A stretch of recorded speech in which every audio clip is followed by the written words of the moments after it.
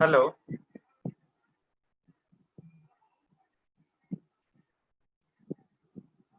Hello.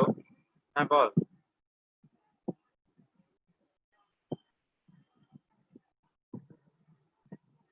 ওটা তো automatic ওই সময় করা ছিল, একসাথেই হয়ে যাবে। যখনই এটা অন হবে তখনই ওটা হয়ে যাবে। এটা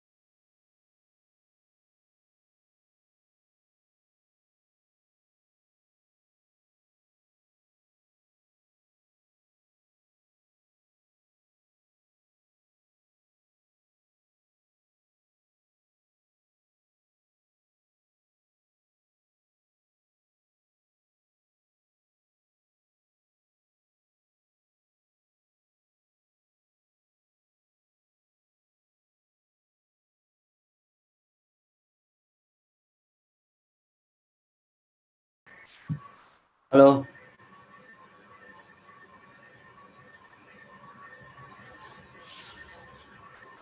Hello, sir. Getting কস্তুরী হ্যাঁ স্যার। আচ্ছা বেশ ঠিক আছে তা আমরা আসছি তো নাকি হ্যাঁ কথা স্যার। কথা শোনা যাচ্ছে ঠিকঠাক হ্যাঁ হ্যাঁ হ্যাঁ একদম স্যার। আচ্ছা স্যার আমরা 1:30টায় স্টার্ট করছি, হ্যাঁ একটা হ্যাঁ ঠিক ষোলো। আছে ঠিক আছে, okay sir. Okay hello. Thank you আমি ভিডিও স্টপ করে দিচ্ছি মিউট করে দিচ্ছি sure sir, okay sir.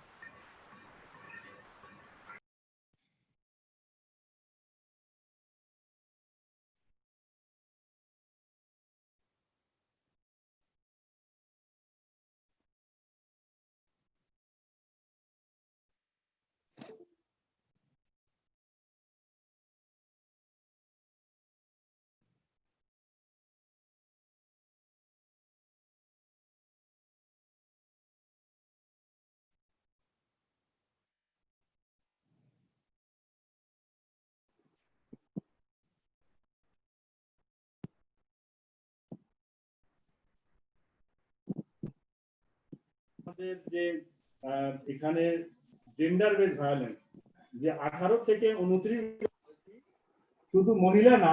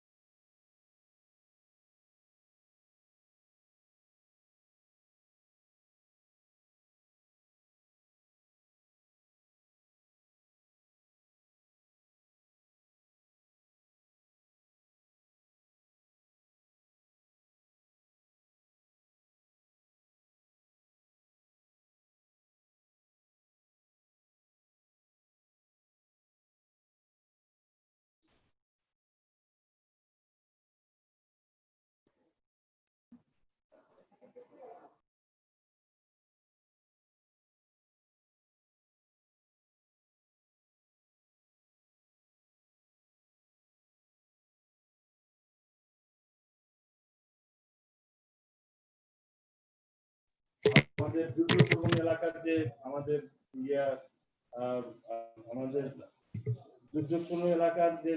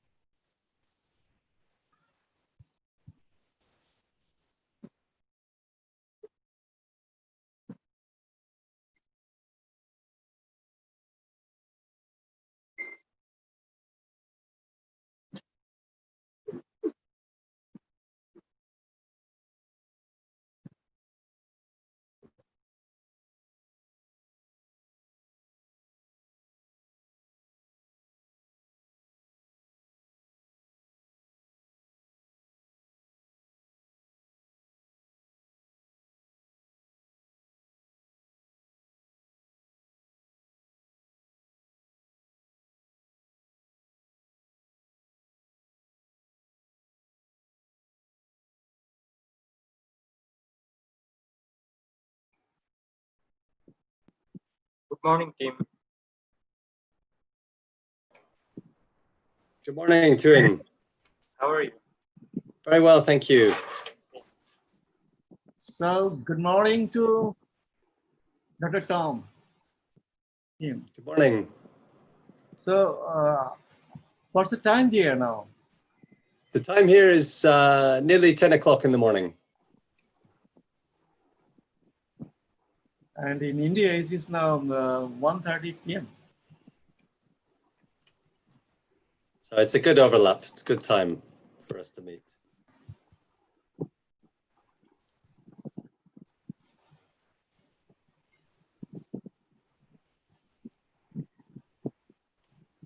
Can you hear me okay? Yes, it's fine. We'll just start within 4 or 5 minutes. Okay. Just arranging my...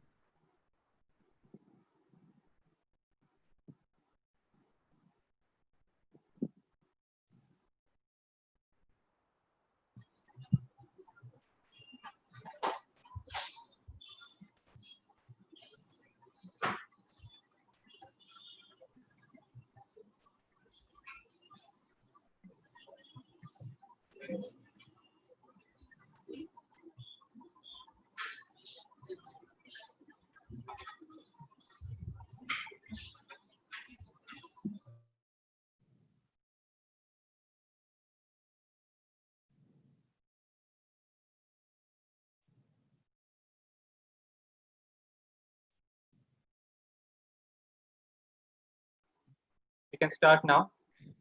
It's almost 1:30. And first, good afternoon and welcome you all to the webinar on challenges of climate change and sustainable development goals, organized by the Department of Geography, School of Basic and Applied Sciences, Adamas University, Kolkata. We are overwhelmed with your responses. We have received almost 1,700 responses from 23 countries. Due to some technical constraints, we are unable to accommodate all of these registered candidates on Zoom platform.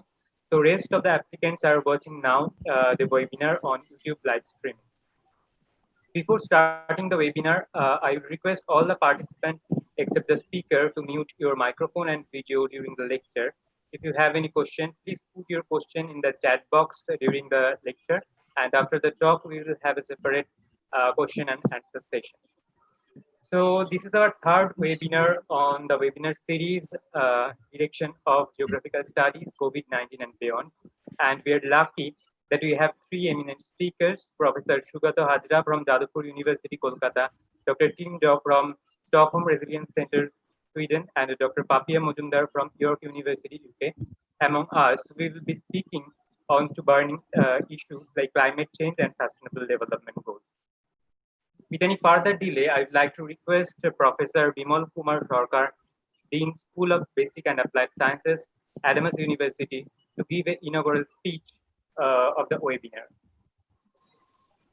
So, welcome everybody to the webinar on challenges of climate change and sustainable development goals as a second deliberation of the webinar series on Direction of Geographical Studies, COVID-19 and Beyond, organized by the Department of Geography, School of Basic and Applied Sciences, Adamas University. Today we have with us very respectable, honorable Professor Sugato Hajra, Jadavpur University, already just narrated by Dr. Tuhin Bhadra, Dr. Tim Daw from Stockholm Resilience Center, and Dr. Papia Mujumdar, York University. So I believe that today the webinar is going to be very eventful and also very informative webinar today. I'm quite sure that this webinar will be able to just share different knowledges, the challenges of climate change among the participants. Today, the participant platform comprising of the researchers, scholars, teachers, students, everybody is here now. And I think this is a very good platform to share their understanding, their knowledge, and will help to find some way, path to just find some solutions to challenges of climate change in the perspective of COVID-19 and beyond also. So I hope today's webinar will be very successful event one, and I wish the big success of this webinar today, organized by the Department of Geography, School of Basic and Applied Sciences. Thank you very much. Thank you, sir, for your valuable words. And now I would like to request Professor Sanjeev Ghosh, Professor of Eminence, Adamas University, to have few words for the participants. Good afternoon to everybody. Welcome to every participant, and particularly our honorable speaker, Professor Sugato Hajra. I know him very well, and he also knows me very well, and other speakers also for this webinar. Now, this subject today, challenges of climate change and sustainable development goals, is a very important one. And really it is a challenging subject as well. Because climate change, you know, is, though it is arranged by geography, climate change is a subject for many other disciplines, not only geography, but environmental scientists, as well as, you know, physicists, atmospheric scientists, and all this.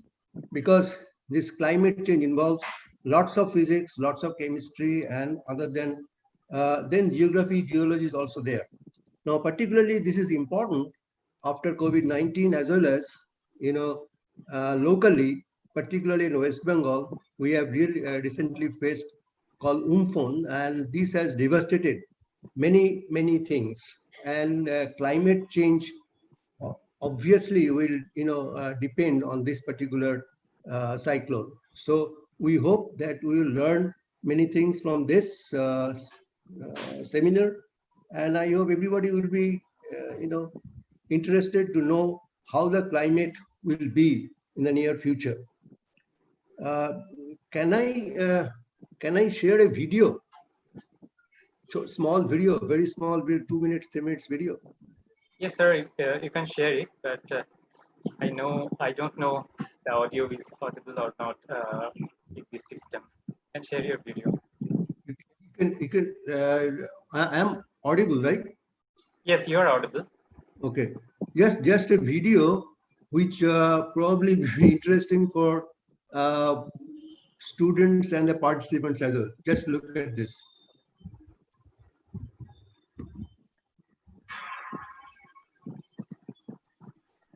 This is sea beach of Puri.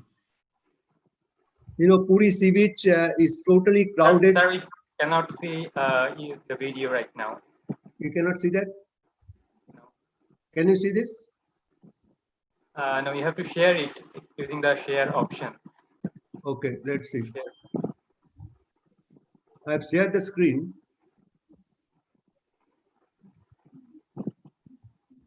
Let's see. Can you see it now? Yes, it's clear now. This is a picture of Puri sea beach. Almost all participants know what is Puri sea beach, and there is a deer, playing in this and dancing.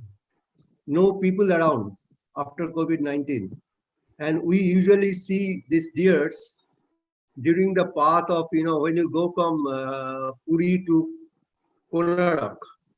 You can see the deer in the evening, but see, they have come in the sea beach and playing and dancing. So this is one of the aspect of the climate change, I believe. I have shown this for interest, and now we can, without delay, I think we can hand over this to our organizer. Thank you. Yes. I stopped screen sharing now. Yeah, thank you, sir, for your valuable words. And now I would like to request our head of the department, Ms. Kosturi Mukherjee, to give a brief introduction to our department. Over to Kosturi. Very good morning to Sweden, UK, Ethiopia, Bangladesh, and Malaysia. Very good afternoon to Switzerland. There are lots of participants from outside India, Nigeria, Mexico, Finland, Ethiopia, and India. Just allow me to share my screen. I would like to present a very brief presentation about the department. Yes, you can start your presentation now. Yes.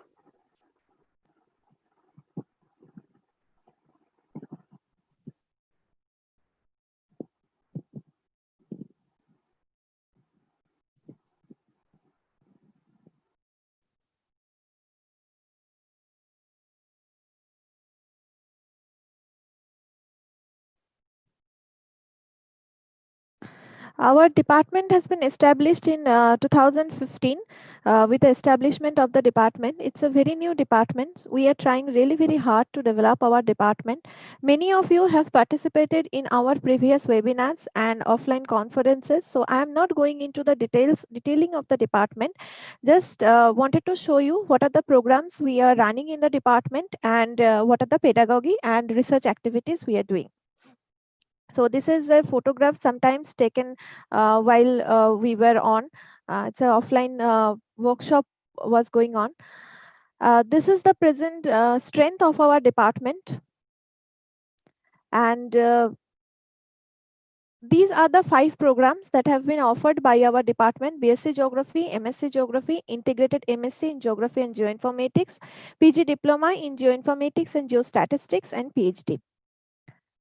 This is the pedagogy that we follow in our department. We mostly focus on the outcome-based education, And skill enhancement courses are incorporated within our syllabus, and we judge our students based on the continuous assessment apart from the end semester and mid semester examinations. This is a brief career path for all the aspirant students who are studying geography in Adamas University or outside Adamas University.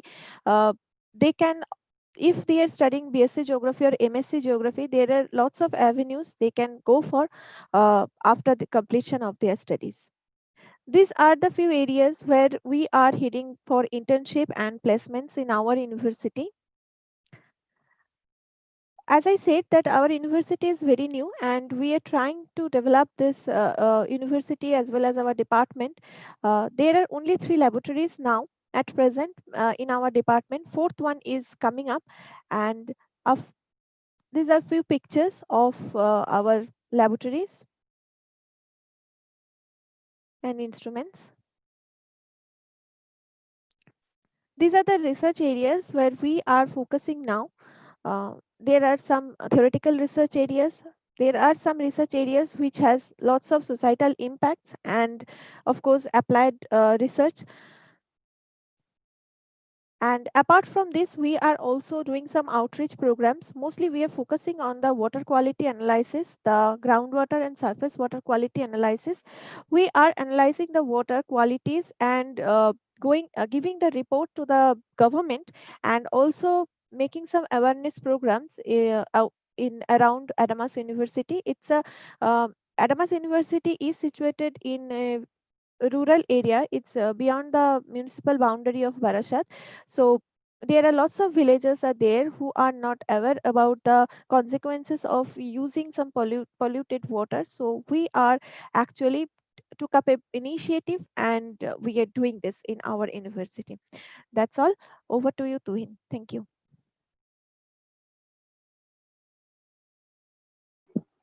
Thank you, Kosturi, for the nice presentation. And now we'll move on the main session. And I would again request all the participants, except the speaker, to mute your microphone and video during the lecture. And after the talk, we'll have another separate question and answer session. So first, we will hear from Dr. Tim Daw, and he will be speaking on the meeting of Sustainable Development Goals in the turbulence of Anthropocene. Dr. Tim Daw is a researcher at Stockholm Resilience Center in Sweden. He did his master in coastal management and PhD on marine and political sciences. Originally trained as a marine biologist, Dr. Daw developed his transdisciplinary approach through the conservation and fisheries management experiences until he joined at Stockholm Resilience Center in 2013. Dr. Daw was a senior lecturer in natural resource and international development at the University of East Anglia School of International Development, teaching and supervising students of environment and development. Dr. Daw teaches research ethics, ecosystem services, and statistical thinking at Stockholm Resilience Center. He currently is acting as a director of studies, bachelor's and master level, and program director of MSc program Social Ecological Resiliences for Sustainable Development. He has contributed more than 100 scientific research papers in international journals. He collaborated with a range of government and non-government colleagues from East Africa, and has worked with international organizations such as FAO, UNDP, and World Peace Center. With this brief introduction, I would like to invite Dr. Tim Daw to start his presentation. So Tim, can you please share your slides now? Gladly. Thank you for the introduction to it. I will just share my presentation.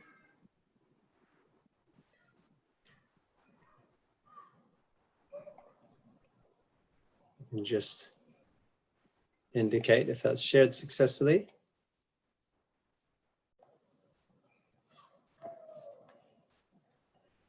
Are you seeing that now, Tuin? Yes, sir, it's visible. Great. Okay. Well, thank you very much for the introduction and the opportunity to come and speak to this really large and diverse audience. It's something that maybe wouldn't have imagined happening just even 4 months ago, but the new world that we find ourselves in has some some new opportunities that are created, and this kind of webinar where I have the chance to sit here with you in Stockholm, and we've had the technology, but we haven't maybe had the practices and the idea to have such international communications and collaborations. So it's a fantastic opportunity for me to speak to so many colleagues, particularly in India, which is a part of the world that I've only just recently been involved in doing some research with Professor Hazra. And what I'd like to talk to today is about this question of how SDGs and the turbulence of the Anthropocene. And this draws on work of my colleagues at Stockholm Resilience Centre, which is a leading transdisciplinary research centre at Stockholm University, studying sustainability science. And I'm going to draw on work from colleagues and also try and make it link to some of my recent collaborations with colleagues at Jadavpur University in the Sundarbans region. So first, just because I know that there's many of you online and I'm not able to look you in the eye or see you there, I wanted to just have a quick, can we have a quick poll, Tuin? Is that ready to go? I just wanted to try to connect with you a little bit on something as very basic and human and fundamental as food. So if the technology works, if you can let me know if you have eaten shrimp or prawns within the past week, or if you have eaten rice within the past week. So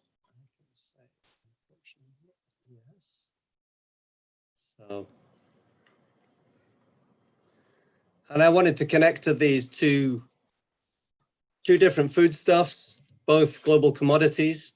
One, a very basic foodstuff, which is with a regulated market within India, and another, a very high value luxury good, which is also a global commodity, making with great contribution to the gross domestic product of many countries who produce these and sell them on international markets. So just advance the slide. So this links to one phenomenon that we've been looking at in the Sundarbans area. On the left, you see rice paddy, production of rice, and on the right, you see aquaculture farms, preparation of aquaculture farms. And actually, one thing that we've been looking at is the conversion of rice, agricultural farmland to aquaculture, commercial aquaculture land. And we can see here is the poll. So many of you, I think we may have a large Bengali contingent, a lot of seafood being consumed, and 100% of us have eaten rice within the last week. So we've been looking at this conversion, and through satellite imagery, colleagues at Jadavpur University have been estimating the conversion of agricultural land to aquaculture. And obviously these systems are very different, and their connections to different SDGs are very different. Obviously, one is about production of a basic foodstuff. It also concerns a lot of agricultural labor. The shrimp farm systems perhaps make a greater contribution to GDP because of the profitability of the shrimp aquaculture, but also require much less labor than the same land under agricultural systems. So it has implications for distribution, inequalities, decent work, trade-offs between economic growth and decent work, and obviously relationships to food and poverty as well. This is a graph from my colleague Sandeep Giri from Jadavpur University, and you can see over the last 2 decades he's been looking at the satellite imagery, and you can see that all the yellow areas, all the light green areas are increased areas of aquaculture from 1999 to 2009, the first decade of this time series, and then a continued growth. The yellow areas is since 2009 and since Cyclone Isla, which his analysis suggests sort of accelerated the conversion of agricultural land to aquacultural land. And we can see that quite significant proportions of agriculture was transformed to aquaculture during these periods. But actually, if you look at the total loss of agricultural land, not only to aquaculture, but also the major loss of agricultural land during this time has been to human settlement. So expansion of rural and urban settlements, and really quite striking proportions. More than a fifth of the agricultural land was lost between 1999 to 2009. This is in the Sundarbans Biosphere Reserve region, the 19 blocks of North and South Parganas within the Sundarbans Biosphere Reserve. And a quarter of the agricultural land lost to aquaculture and mostly human settlement area during 2009 to 2019. So these are some striking figures and somewhat alarming figures from the Sundarbans Biosphere Reserve area specifically. But I think what I find fascinating is coming to learn about this area is how I think a lot of the challenges and threats to the Sundarbans are a microcosm of what we face in a more global perspective. So I'm going to talk about the more global perspective, and we will come back to the Sundarbans at the end of this presentation. And I want to talk about this concept, sometimes controversial concept, but the idea of the Anthropocene, the idea of a new period in the Earth's history. We're talking about geological time, in which human actions, the actions of some humans more than others, are actually a major driving force in planetary scale systems, the way that the different aspects of the Earth's hydrological cycles, geological processes, atmospheres, cryosphere, and biosphere are really being changed as a result of human activity. And we speak about the Anthropocene also as it was proposed by geologists who said that basically we've learned about the history of the Earth by looking through the rocks and seeing the fossils and rock structures that have told us about the history, 4.6 billion years of the Earth's history. And if in the future, if you were to look at the Earth's rocks, you would see a major discontinuity around the time of the Industrial Revolution. The date has been discussed, but basically in modern times, because of human activity, there are a lot of completely different geological processes happening. We've altered, of course, the carbon cycle, but also we've introduced new materials such as plastics. There are markers in rocks from nuclear radiation from nuclear testing. So you would actually be able to perceive the existence of modern humans on the planet through the geological record. So it gives us a kind of wake-up call into the degree of influence that humans now have on the planet. And taking from that sort of geological definition of the Anthropocene, it's also become a sort of way of thinking, an idea, a recognition that we are in completely unprecedented territory. And so we have novelty, we have new threats, and we have turbulence, which we will, I'm sure Professor Hazra will talk about the impacts of cyclones, which may become more frequent, more powerful. And things are accelerating and are hyper-connected. And we really see that in COVID, the interconnectivity in the modern world, where both the genesis of the COVID pandemic seems most likely to have come from the wildlife trade, which is at a scale and spreads over the planet and draws wildlife to wet markets from a wider range of places than ever before, and at a scale we've never seen before. So that interconnectivity of the wildlife trade may have created the pandemic. And of course, the interconnectivity of us as humans, our ability to travel and interact, have contributed to the spread. And we have this phenomenal, unprecedented situation where all of us, everybody on this call, no matter which country we're in, we have all experienced disruption in some way or another from the same pandemic at the same time. So we really see that hyperconnectivity.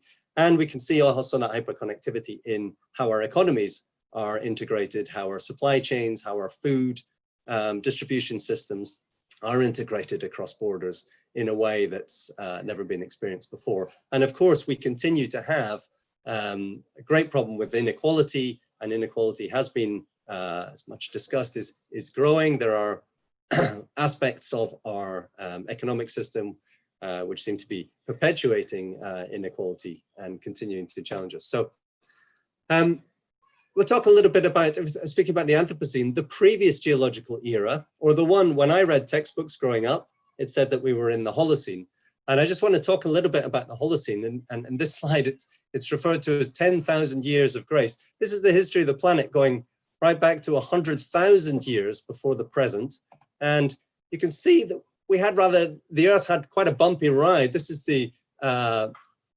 an indicator of temperature. And you can see that through those ice ages, there's a lot of incredible fluctuations. And then once we get to the Holocene, we have this period of relatively stability for 10,000 years. And it's during that period of stability in the Earth's history, that is when our civilizations have evolved.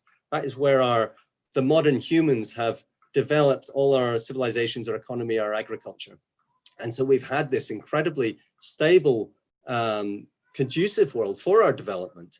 But that's not the nature of the Earth's history if you look a little bit further back in time. And during that time, of course, and especially so you can see that right-hand end of the graph, where you have this incredible period of relative stability. And during that time, of course, our human population, especially around the turn of the last century, started to accelerate, but many other indicators of human endeavor have also accelerated. So you can see our GDP growth, the use of energy, the building of infrastructure such as large dams, the quantity of water we're using, the production of various chemicals. Our telecommunications has taken off more recently, of course, at an incredibly exponential rate. Human mobility is indicated by tourism here. So you see all these graphs really taking off and accelerating during the last century, and showing the sort of scale of the human endeavor. And this is another indication where this is a pictogram which illustrates what is the biomass of land mammals by weight on the planet now. And you see that actually humans are this big blob in the middle. So we make up, if you think about the biomass of land mammals now, we actually make up a significant proportion of that.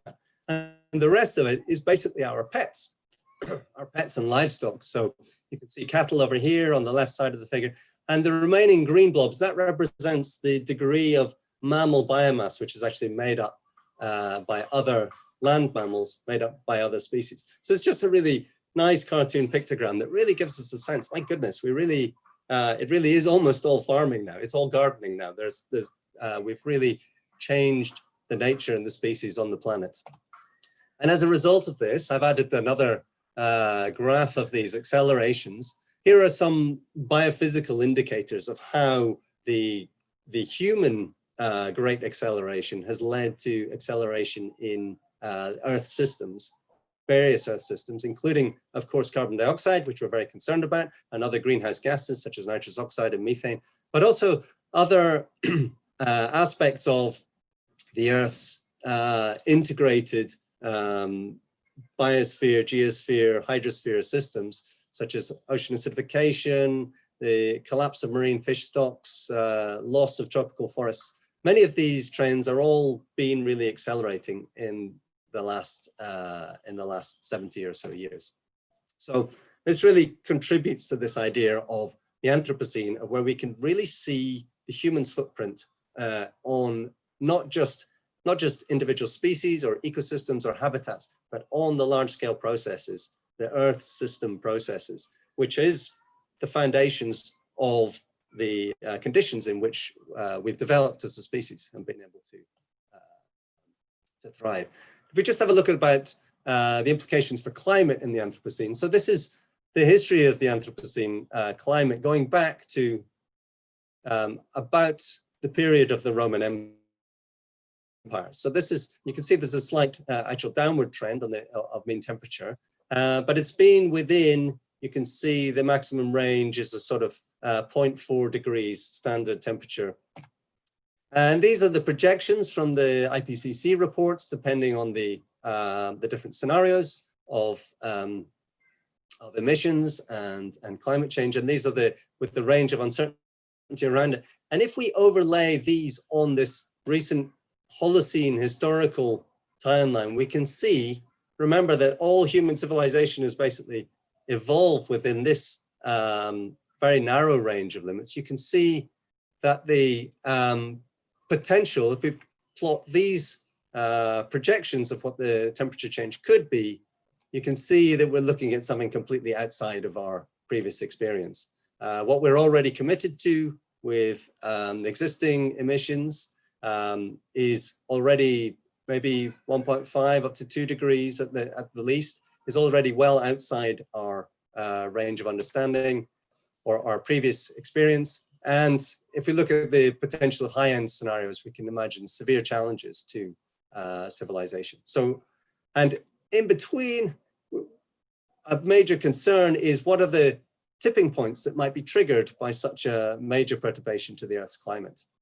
So I just quickly mention tipping points.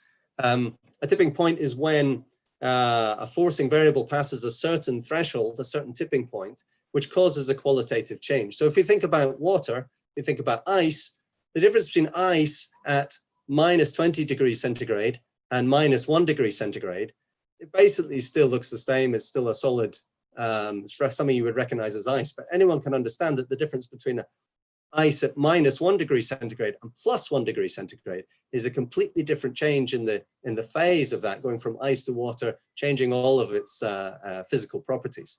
So we can think of tipping points like that, which may also exist within the Earth's climate. And there was some work, there's been some work by Tim Lenton and other colleagues who's giving a webinar later on today, if anyone's interested to hear that, but identifying that there are across the globe various potential elements in the Earth system which could be tipped by significant climate changes. And this is an example of some of them. And this is a major concern. We know that the mechanisms exist, but there's a lot of uncertainty around when those tipping points might actually occur, to what degree of climate perturbation would cause them to tip. And there's also a risk that some of these tipping elements might actually feed back onto the processes of climate change. So an example of a positive feedback is the permafrost. So this is more in this part of the world, in Svalbard, in Norway. There is methane locked in the permafrost, which is the permanently frozen soil. And the concern is that the Arctic is warming faster than anywhere else on the planet, that melting and Eastern Siberia experienced temperatures of 28 degrees, unprecedented during the past week.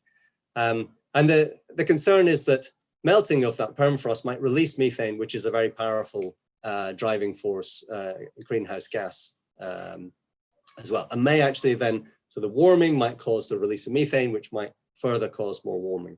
So there is a real concern about how much we're forcing different elements of the Earth system, and whether we can stay within what is the future of the planet, and whether we can stay within the conditions which are conducive to human development and meeting our development goals. Some colleagues, it was over 10 years ago now, originally published this idea of the planetary boundaries, where they identified a number of different processes, including climate change, but also including other planetary scale processes, land system change. And they proposed the idea that there may be some thresholds that we really want to stay away from, because the potential implications for a safe and just space for human development would be well inside those boundaries. And they suggested precautionary boundaries that we should try and stay within. So it's really about how can the idea is how do you have a safe operating space for humanity? And it's within that space that we need to meet the Sustainable Development Goals. And of course, climate action refers directly to trying not to surpass one of those boundaries. But basically, how can we, the challenge for us is how do we meet those Sustainable Development Goals, those laudable objectives, those necessities across all those different kinds of, those different targets and goals within the scope of a safe operating space.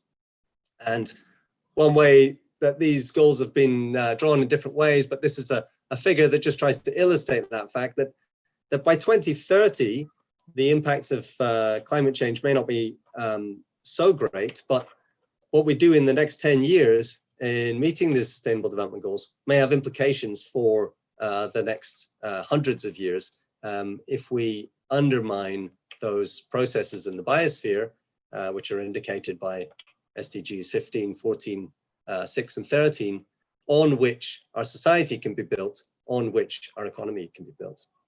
So this figure tries to capture that humanity's economy's dependence on society and society's dependence on the biosphere. So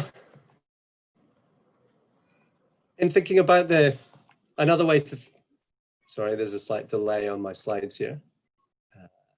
Another way to think about the Anthropocene, as I mentioned the connectivity earlier, but also about the scale and speed of things. Often when you look at different processes, social and ecological and biophysical processes, you often have very large scale processes happening at very slow speeds. So you can think of thermohaline circulation in the oceans, very large scale process that operates over hundreds of thousands of years.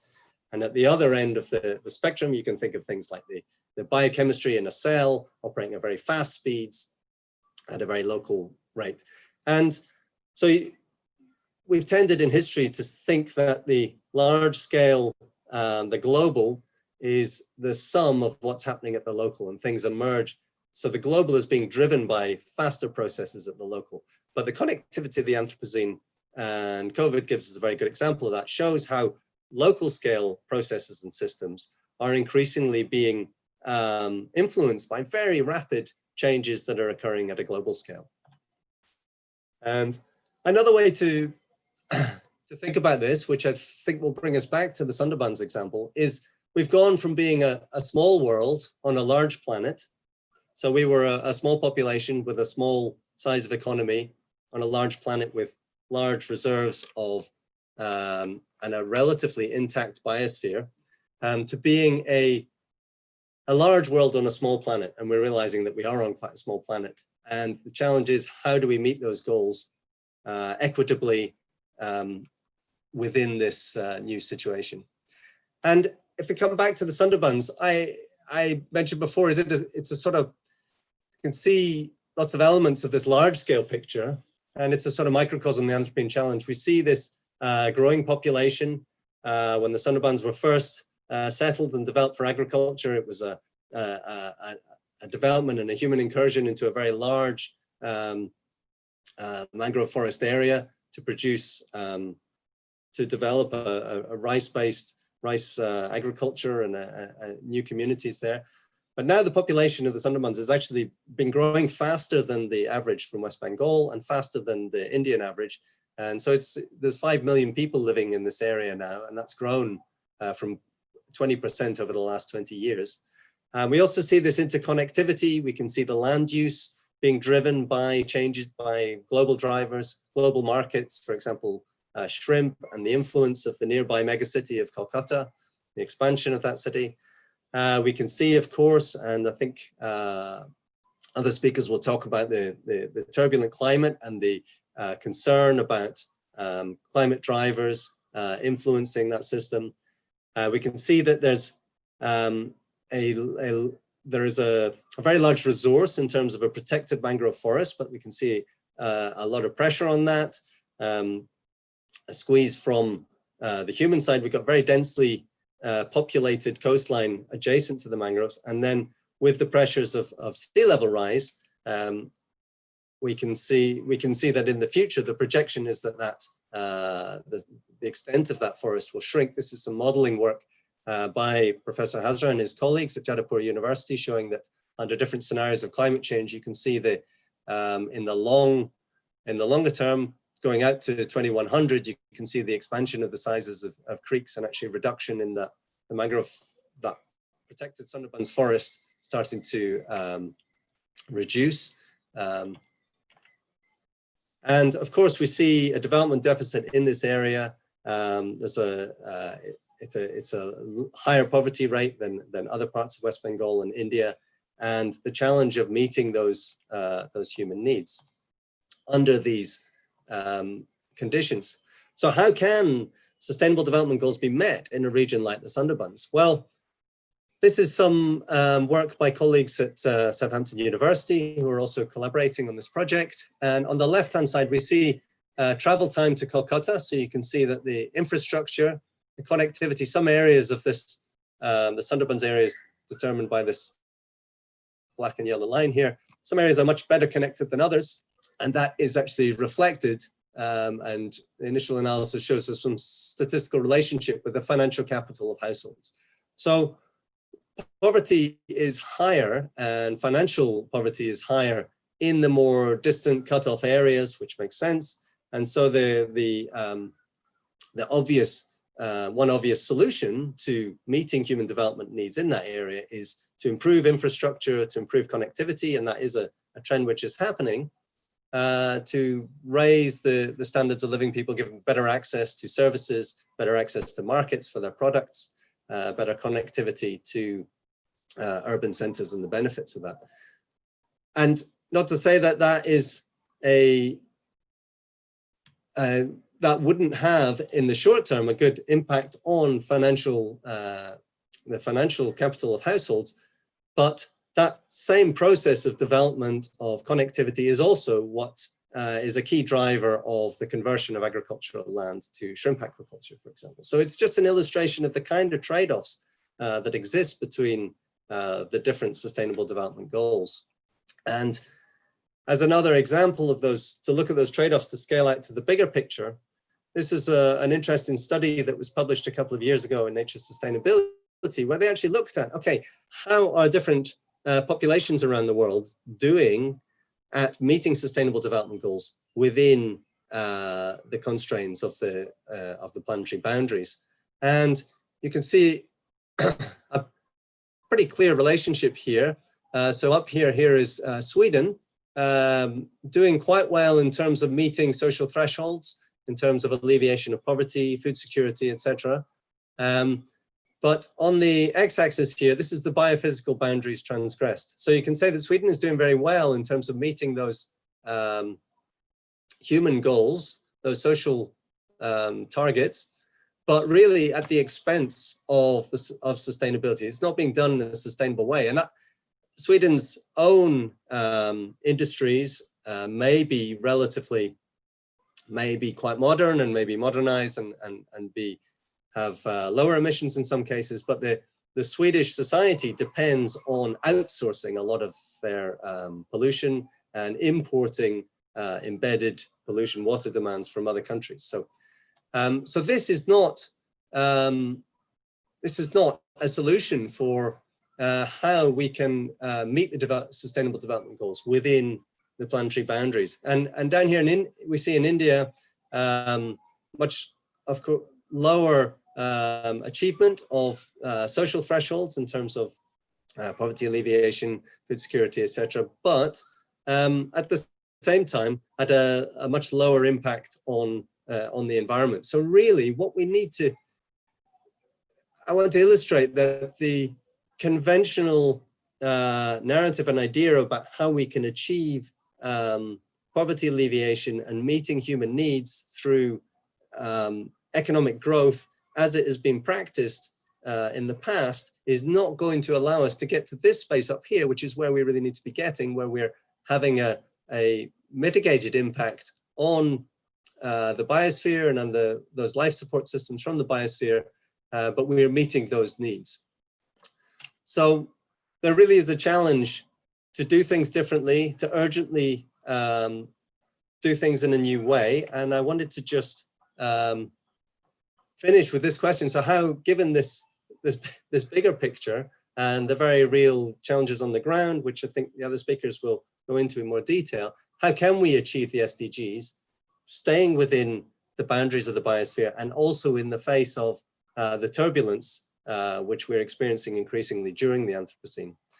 And I've included this figure, which was from the recent report of the Global Assessment of the Intergovernmental Panel on Biodiversity and Ecosystem Services. And I think this is nice for a few ways. It's thinking about, well, where are the the leverage points to really transform our economies, our ways of living in a way that can help us to meet these things in a new way. And there's two aspects to this. So one is thinking about what are the leverage points beyond sort of sectoral solutions for sectoral problems. And there's a few suggestions here about the diverse visions, the value systems, consumption and waste, inequalities, justice and inclusion, internalizing externalities, really scaling up, developing environmental friendly technology innovation and investment, and promoting education and knowledge generation. And here we see lots of different actors indicated by these different colored people here, that we really need this kind of cross-sectoral collaboration and a cross-sectoral working on finding these solutions, because the challenges are beyond any individual sectoral approach, and solutions that are designed only for a particular sector, for a particular sustainable development goal, may well be contradictory to broader goals or other SDGs, particularly in the longer term. So I think from these two figures, we take this need for a sort of multi-actor, cross-sectoral approach. Everybody has got to be involved in this, and also thinking about these diverse leverage points that might help us to transform in a way that has never been done in human history, and that we really need to think imaginatively about major transformations in the way that we do things in the future. And I think that the COVID-19 pandemic is obviously a very worrying time. There are lots of threats. There's a lot of very severe impacts on people's lives now, and there are also a risk that the immediate crisis that is generated leads public opinion and political discourse to focus away from the slightly longer term challenges of meeting the Sustainable Development Goals. But I can also see that there are maybe seeds of innovation and which we can, new thinking, challenges to our values, which may help us to be more transformative in the future. And I'd like to just suggest 5 leverage points that maybe, if we're thinking, for example, about loss of agriculture in the Sundarbans, we maybe think immediately about the processes that are causing that change. But what maybe we need to think really about what is the nature of our economy, the nature of finance, which investments, which financial actors are providing the investments behind the companies who are developing things in a way that is contrary to the SDGs, our politics, our information and media environment, and our values and the way that those values are spread and promulgated. I really think we need to think more outside the box and away from, while understanding our local problems and issues, we need to also be connecting up to bigger thinking about larger scale process, which may be constraining our ability to make a sustainable transformation. Okay, thank you very much. Thank you, team, for your beautiful presentation and for enlightening us with this valuable lecture. And now we will have a brief question and answer session, and I'd like to hand over to our HOD, Ms. Kosturi Mukherjee, to moderate the session and to read the questions from the chat box. Kosturi, are you there? Yeah. Thank you, Tuhin. Thank you, Dr. Tim. And that's a wonderful presentation indeed. And we have a couple of questions posted in our chat box. That, like, one is, keeping in mind in the environmental factor, how can sustainable development goal be framed so that it do not hamper the natural environment of Sundarban?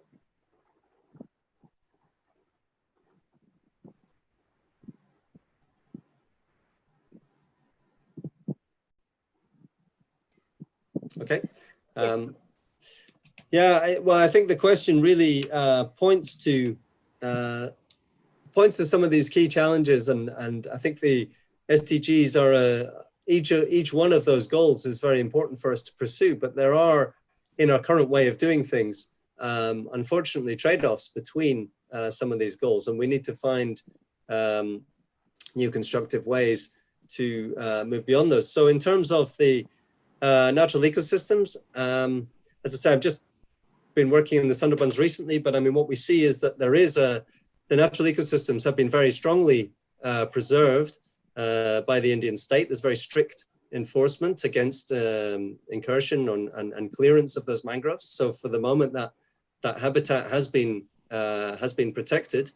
And one way in which the trade-off between people's development and the natural environment could maybe be addressed is to be more, is to make more of the benefits which are derived from that ecosystem. So in terms of livelihoods, there's many people who derive livelihoods from ecosystem services who earn a lot of their income from collecting products in the mangroves. And of course, the mangroves as a system provide us essential services in terms of capturing sediments and accreting sediments and acting as a buffer and protection against storm surges and ill weather.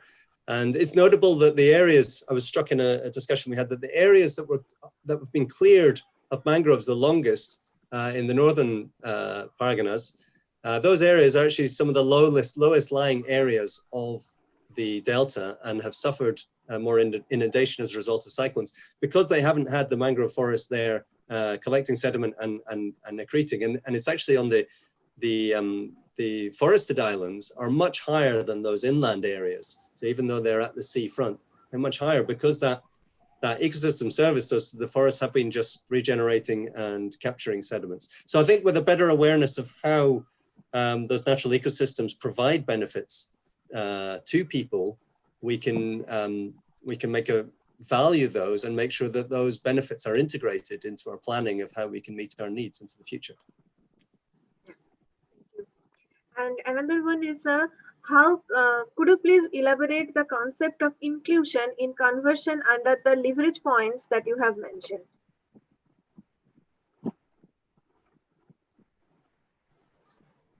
Yeah, certainly. Let me just go back. Yeah, this was the Intergovernmental Panel on Biodiversity and Ecosystem Services has produced a global assessment report on the state of biodiversity and ecosystem services recently. And so the inclusion, this is reflecting on the experience of attempts to conserve the environment, conserve essential habitats in different parts of the world. And within that report, there's assessment of what works and what doesn't. And I think there's a very good consensus that inclusive approaches to conservation and there's a recognition is very important for success.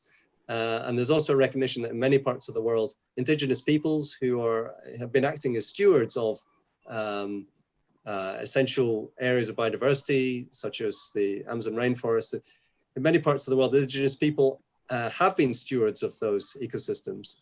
And a successful roadmap for conservation has to be inclusive of those people's needs and those inclusive of their efforts and in collaboration with that historical stewardship of those lands.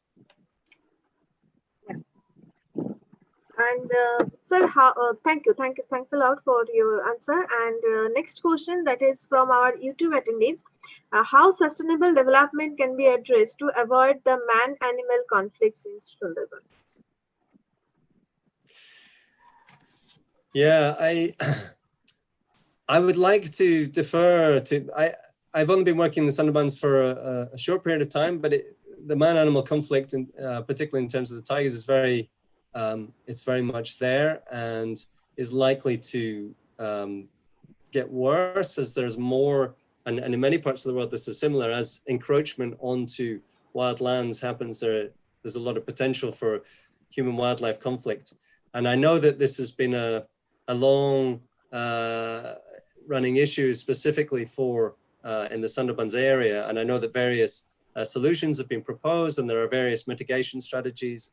But I also know that those have had some success, and there are fences to try and restrict the interaction between wildlife and human settlements.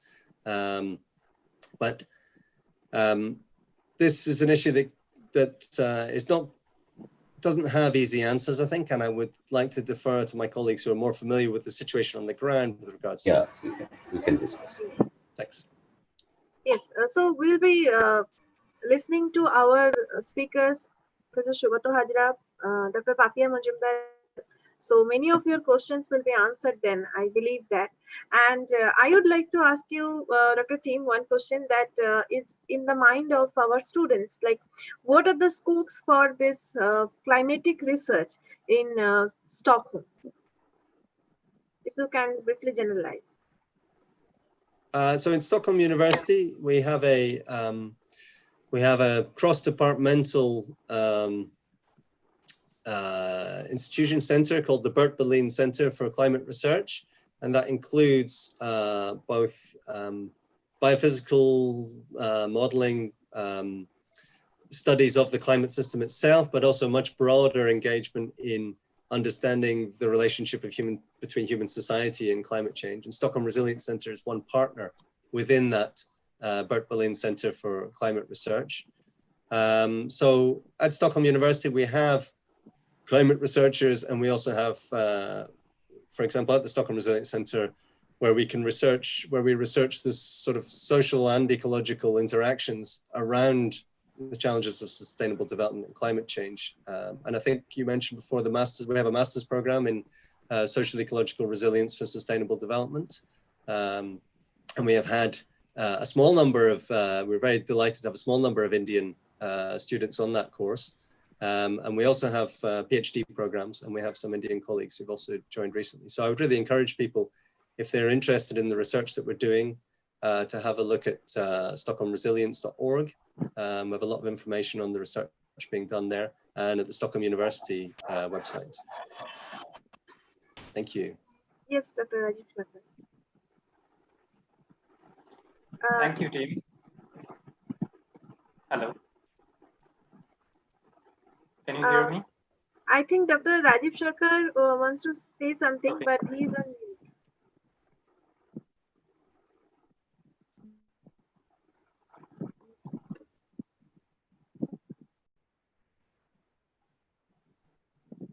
Dr. Bhadra, you may carry on with the next program and presentation. Okay, thank you, team, for your presentation. And on behalf of the Adamas University, I'd like to thank you for sparing your time, and we hope to hear from you again in future. Thank you very much. And now we will hear from Professor Sugato Hajra and Dr. Papia Majumdar. Professor Hajra will be speaking on proximity and distancing, Amphan and COVID in the Sundarban deltas, twin challenges to SDG 3, and Dr. Papia Majumdar will be speaking on health challenges in vulnerable geographies and the climate change linkage, concern, and alternatives. They will have a joint presentation on these two topics. And now I would like to hand over Dr. Pratik Dash, who will give a brief introduction of Professor Hajra. Over to Pratik. Thank you, Tuhin. I think you can give introduction to both, because Papia will be presenting first. I will be presenting in between, and then Papia will come. Is that okay? Yes, sir. Okay, thank you. Good afternoon. It is my pleasure to introduce Professor Sugato Hajra. Dr. Sugato Hajra is a renowned professor from School of Oceanographic Studies at Jadavpur University. He has been involved with researches in many fields like oceanic resources and coastal management, climate change and populous deltas, petroleum potential of full thrust belt, tsunami and coastal disaster, marine fishing zone prediction, carbon flux estimation, and many others. He has done pioneering work on vulnerability and impact of climate change in Indian Sundarban region. He has established the full-scale remote sensing and GIS laboratory at the School of Oceanographic Studies, Jadavpur University in 2003. Over 30 years of teaching and research experiences, Professor Hajra has contributed more than 160 scientific research papers and book chapters in national and international journals and associated with more than 15 national and international projects as PI and co-PI. He has worked with different national and international organizations such as WWF, IUCN, Caritas, ICONIS, IARS, etc. He was also a member of 16th Indian Antarctic Expedition. Thank you. Now I would like to request Dr. Rajiv Sarkar to introduce Dr. Papia Majumdar. Thank you, Dr. Pratik Dash, for giving me the opportunity to introduce Dr. Papia Majumdar. Dr. Papia Majumdar is an Impact Research Fellow in the Mental Health and Addiction Research Group, York University, UK. She is presently engaged in the project-specific arm assessing comorbidity of non-communicable diseases and common mental diseases. With over 12 years of postdoctoral experience in interdisciplinary research in South Asia, she brings in required expertise in the research group in quantitative data analytics and the understanding on typically of health system of South Asian countries. Prior to joining the group, Papia had held academic and research positions at leading public health institutes, universities, and development research organizations in India, and had acquired rich expertise in developing interdisciplinary academic programs in global health. She had worked closely with Indian government agencies and departments in public health and contributed in development advocacy and capacity building in health policy and research. Thank you. Now I'd like to request Dr. Tuhin Bhadro to... Yes, thank you, Dr. Pratik Dash and Dr. Rajiv Sarkar. And now I would like to invite Dr. Papia Majumdar to start her presentation. Ma'am, can you please share your slides now? Yeah, thank you very much for all your extra words that I really possibly don't deserve. I don't consider myself to be an expert in global health, but this is some of this research-based experience that I would like to share. And thank you, team, for setting up the stage so very well, so that our audience is perfectly geared what I want to present today. So my title of this presentation is Health Challenges, and Tim has quite well mentioned about the integrated challenges that we are facing, and all of you who are kind of aware about the SDG goals. We have 17 SDG goals, and which need to be met by 2030. And as you would see that all goals are actually interconnected with each other. So it really doesn't matter if we are doing very good in one goal and another goal we are just doing extremely bad, because all needs to, as Tim was showing, the hierarchy of different goals and how these are interdependent on each other. So we need to be very cautious about it. So health goal, as you would know, that SDG has got 17, and health goal is defined as a third goal of SDG. So just a sec, yeah.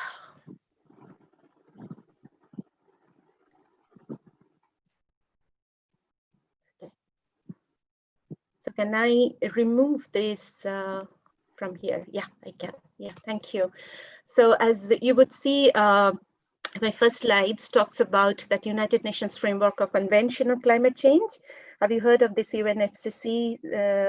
I'm very sure. And this calls for this Paris Agreement, which was between 195 member states, member nations, and this Conference of Parties, which are known as COP. They met in Paris in December 2015. That was the 21st convention. And then they agreed on a landmark agreement, which is called Paris Agreement. And I'm very sure that you have heard about Paris Agreement many, many times in your academic life. And when we are talking about this climate change, so what they decided that, Anthropocene has been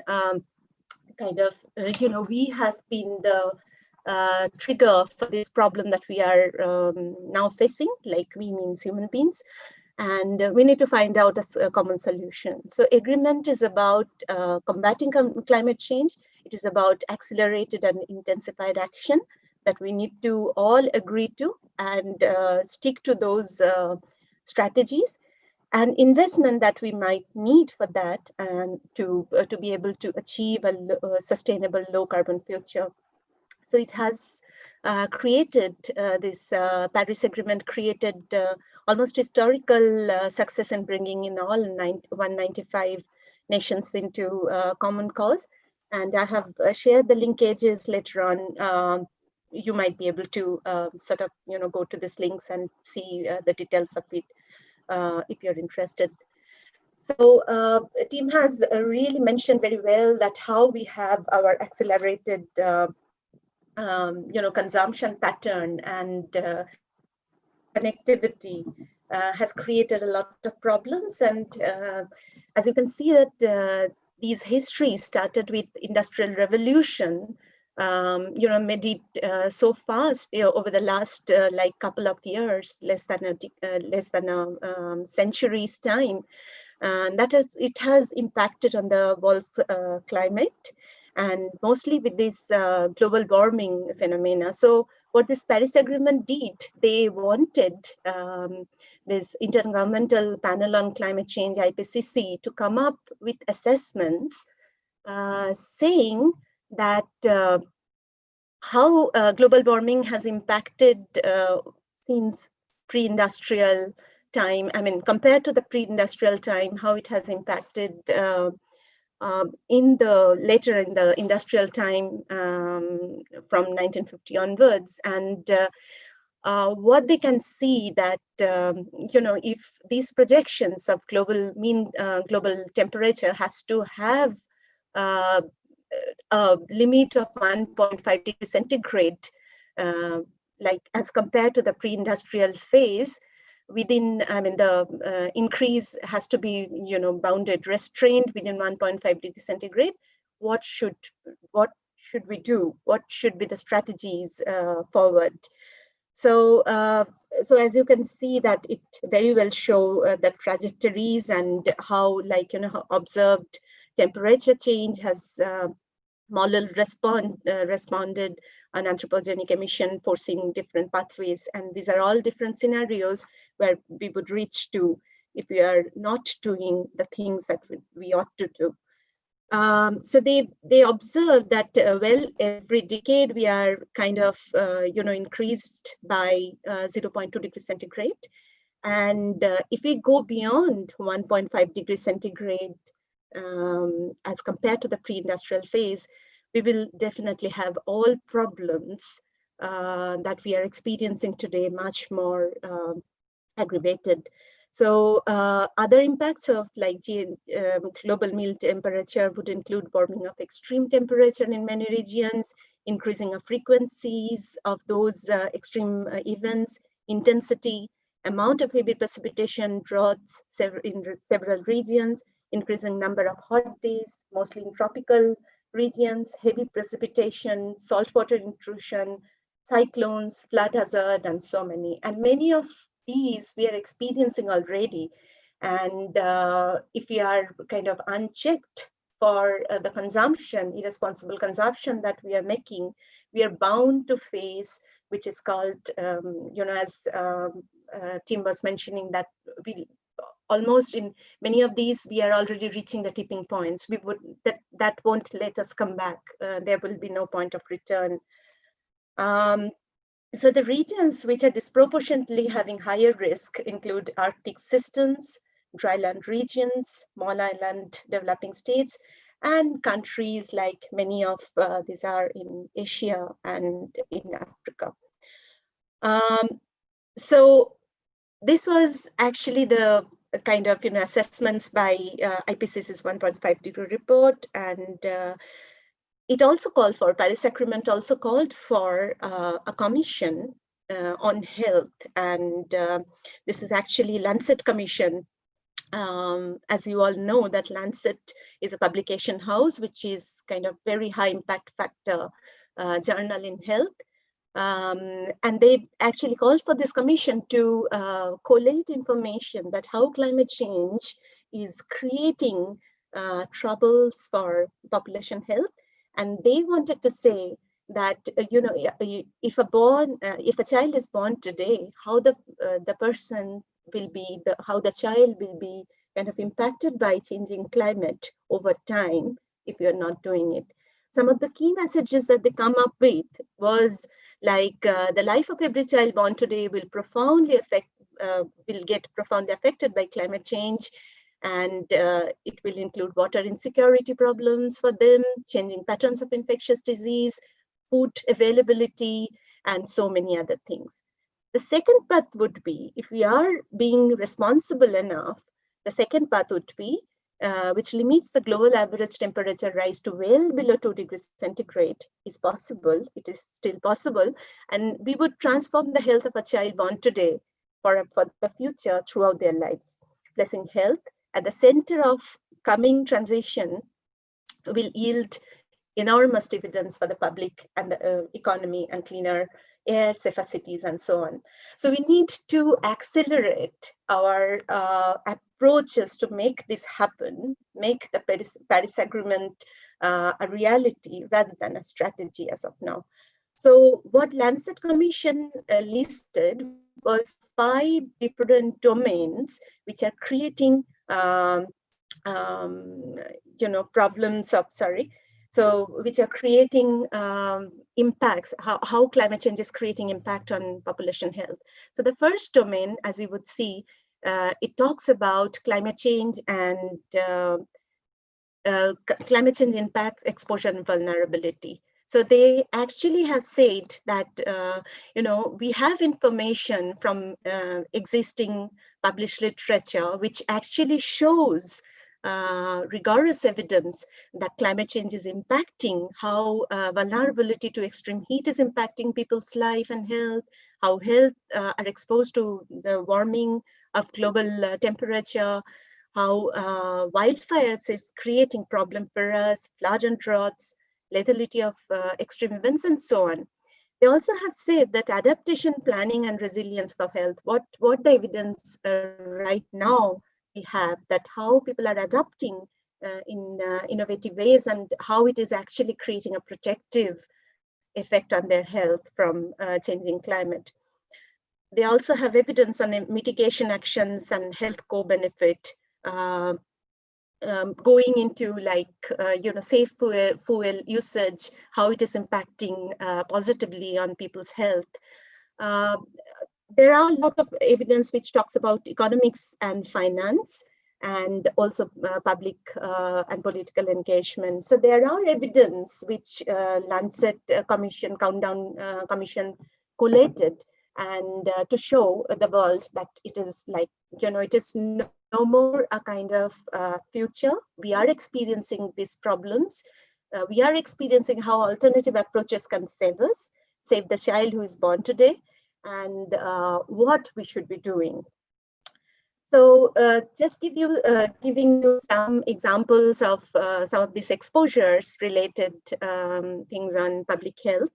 Health and vulnerability to heat. And many of you, as you would know, that even in Kolkata, I think very recently it has recorded about close to 40 degrees, as I have been kind of watching, and it hasn't been in the past. Maybe prior to 15 years, we wouldn't have believed that Kolkata will record 38 or so. But most surprisingly, as Tim was mentioning about impact on permafrost, and as he was showing the Siberian town recording, it has never recorded before, 38 degrees Celsius over the last 1 week. And it is actually, showing that maybe in this town, which is about 300,000 population inhabited in this town, would actually have a lot of problems which we don't know as of now. So in the last summer, 2019, Public Health England actually reported about 900 more deaths during the summer. And this is because of this heat stress. So mostly it is affecting people who are aged, like more than 65 years old. And it's it is creating problem for cardiovascular, cerebrovascular, respiratory diseases, and so on. So there is another example of, how this health and extreme weather events is actually kind of, crossing each other's path. And most probably all of you, like, you would never forget for rest of your life the experience with Amphan. And how it has, like, it's devastating to see that, not only the immediate effect on how it has devastated the land and the property and making people homeless, rendering them on roads and all that, but also it has got a lot of effect from mental health side. Somebody experiencing that severity of cyclones would probably get haunted over the last this thing. So we also have the sensitive, climate sensitive diseases. And as you would know that, epidemiological triad actually referred to how the host is in connection with the environment and agent. And it shows that many of these changes in even these El Nino cycles have major determinants of this, some of these infectious diseases, including dengue virus, malaria, cholera, and so on. And coming to this food security and undernutrition, so it's not that, it is unrealistic kind of scenario. We already have seen that how this, recent plague of desert locust has traveled across 1,000 kilometers and devastated or damaged a lot of crops. And we are also threatened by the irregularity of monsoon kind of rainfall patterns, which are creating a lot of damages. And it actually shows many of these vulnerable communities, including Sundarban, who are dependent on agriculture to a large extent, will have more uncertainties in future, how the heat will grow, how the rainfall pattern will emerge, and so on. And most of these lands are not possibly irrigated enough to sort of, make them protected against these uncertainties. So what it impacts for health systems? So how do we get prepared for, prepared against these uncertainties? So WHO, which is World Health Organization, has got an operational, they devised operational framework for building climate resilient health system. And then they say that, any place in this world would actually have the shock, environmental shock, and will create a lot of stress. What a health system should do, and going beyond the sectoral concept that Tim was trying to sort of pointed at, that we are no more disconnected. One sector is not disconnected from another sector. We need to have this intersectoral kind of approach to reduce vulnerability and increase adaptive capacity. And only then possibly we would be able to transform, which is like, this is no good to recover to a level as before, but we need to transform. So I won't go into detail because Professor Hazra will have a lot of things to share with you. So just to sort of very briefly telling the components of this health system resilient framework is like WHO has got 6 building blocks of strengthening health system. And this climate resilience framework actually shows how each of these blocks, these pillars, can actually contribute to the pillars of this climate, making health system resilient from climate change. And these will actually shows that connections. We also have, like, because this world is experiencing disaster much more than ever, we also have in 2015 onwards this UN Sendai framework for disaster reduction. It tells you that what we should do to protect our environment, our population. So there are 7 targets, and some of these targets actually shows what we should do in terms of reduction of the loss. And some of these targets show that how we should prepare ourselves to increase resilience of any community who are getting affected. So coming to Sundarbans and coming from this international kind of approaches that people are taking all around the world, what we did, have a look at the Sundarbans, that if we want to change how health of people in Sundarbans are affected, these questions becomes very important. Do we have data for that? Do we have data, scientific evidence that shows that how health system and public health studies are showing that how these are kind of affecting people's life and health? Do we have sufficient epidemiological evidence? So with a very small grant from UK's Global Challenge Research Fund, we just over the last 6 months, of which like 4 months is gone for this lockdown and everything, we attempted to see that how, what is the existing data systems that can let us study the climate-induced risk for population health in the Sundarbans area. We tried to see that how delivery mechanism, public health delivery mechanism can accentuate, is there any loopholes that can accentuate climate risk vulnerability for Sundarbans population? And to find out key questions for building climate health resilience in Sundarbans. And as you see that, like we started this work in December 2019, and this all started in February, end of February, March. So we unfortunately in this current public health project, we could see double burden of COVID-19 and Amphan. And I would request Professor Hajra, I'll stop share my screen and request Professor Hajra to share his screen, and we come back later on. Yeah. Thank you.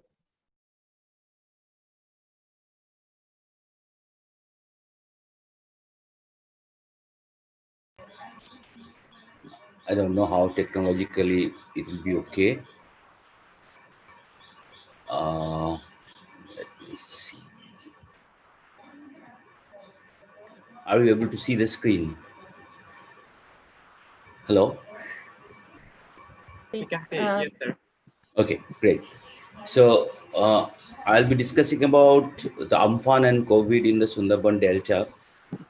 Can you make it full screen? Yeah, I'll make it. The dual challenge of SDG 3. And I have named it as this presentation as proximity and distancing. I think you all understand that the Amphan happened at the time of lockdown when we were practicing social distancing. I don't know why this was being termed as social distancing, because it was supposed to be a physical distancing. Anyway, so media and planners thought that social distancing is the right word. So while we were preparing and practicing social distancing, that Amphan happened. This is the Amphan trajectory. And very interestingly, this map is now published in the proceedings of a Progress in Disaster Science. It's done by Shorab. And we are struggling with this hazard, vulnerability, and risk, that paper, particularly focusing on the this Bengal Delta. And finally, it came up at the time when they asked us to revise our map of cyclone hazards and its risk. So we did it, and it got published this month. So it's a very fresh one, publication. And this is the delta we are talking about. The western part is our Indian Bengal Delta or Indian Sundarban Delta, the tidally influenced part. And why proximity then? Because this Amphan probably brought a situation where everybody has to be closely packed together in cyclone shelter. Each people is trying to help one another. So even if we have a COVID, we had a greater risk to our, or threat to our life or existence, which Amphan brought. And Amphan is, of course, is accentuated because of climatic change. It happened even in the time of lockdown, when people were thinking that, okay, we have could do finally what nobody has ever thought that we'll be able to do. We have shut down all our industries all over the world, and now the environment will recoup, regain, and will rediscover the world. And at that time, Bay of Bengal was facing a heat wave, like now what Siberia is facing. And situations like cyclone generations were definitely getting generated from April onwards. a month after the lockdown, and so we had it in May 20, I think, and this is the inundation. So I was thinking how we can balance these two together, that while at one approach I'll be uh, pleading for distancing, and in other we are actually aspiring for proximity to. And so how do we assess the risk of two different event? Thank you. I think somebody has to close the microphone. So this is the map of inundation in Amphan, and this then we computed from our satellite imagery of Sentinel of 22nd May, that we tried to actually delineate the areas of Amphan inundation. Probably this is again your first time seeing the Amphan inundation map of Sundarban. And this is again the question of proximity in the time of distancing comes when you stand in the queue for collecting relief. So what I'm trying to suggest, that Sundarban, even if it was infected by COVID, it might not be possible for them to resist the infection from spreading, because they could not practice that kind of social distancing. Calcuttans have, of course, they have really not practicing it at all, but they were trying to practice with masks and other things, but it was absolutely not possible for them. But fortunately, there are not much incidents of COVID infection in Sundarban. And I was trying to think why and how. And this is the 19 blocks that we will be discussing. And this is the forest, what team was discussing, the Biodiversity Reserve, and somebody was asking how if you can cultivate paddy here and protect the 96 plus tiger here and the mangrove forest here. Is it possible? It has been possible for since our independence, because before that, from 1786 onwards, we have started clearing from this part, the northern part, which has now been inundated by Amphan. And then gradually by 1940, we have cleared everything here. And for the Bengali Jamindars and their, and for the Chirosthai Bandobast, or what you call Permanent Settlement Act, so that the British government can generate much more revenue, the entire forest of this part was cleared. And fortunately, at that time, there was no sustainable development, no UNFCCC, nothing. So, but still the Sundarban people, 32% are below poverty line. And as per the latest Human Development Report, 47% they struggle to have 2 square meals for the entire day. But thanks to the, I would say the Amphan relief and Aila relief, now they are getting at least the rice, 2 rupees, and now free rice from the ration shop. So that has addressed the problem of no hunger. And this is the population that in the Anthropocene, it is showing a huge growth after 1950 onwards in both the districts. And always there was a struggle to convince people that, okay, climate is changing at your backyard also. And climate is changing fast. So this is the codex data downloaded by Partho, one of my students, and analyzed, bias corrected. And this 8.5 scenario where you are seeing that the temperature is rising very fast and will rise faster, and it will reach finally 2 degrees centigrade warmer world by 2100 unless we take some precaution. So people who are thinking that, okay, this lockdown and other things, it will actually help us to bring down the temperature and the carbon dioxide ppm. But if you check today also, it is 415. It is 2 ppm more than yesterday. So you can see that this type of short term, even lockdown, is not going to help this art for recovering and correcting its trend unless we decide something to do together. And what are the other evidence in my backward? The sea level is rising. Fortunately, the government of India has now agreed that the sea level is rising fastest in this part of the delta, the Sundarban. The Diamond Harbour is showing around 4.1 millimeter sea level rise, double than the global average. And if you actually compute in shorter interval where people are getting affected in the shorter interval, not a long-term mathematical sea level, but then it is 12 millimeter per year. And for that, you have already lost 1970 onwards 300 square kilometer land from the mangrove forest as well as mangrove cleared areas. And a lot of islands have vanished from the map, making people environmental migrants.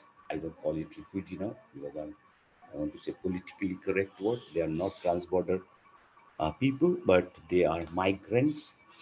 And if they are displaced by the environmental hazard, loss of livelihood, and if they go for search of livelihood,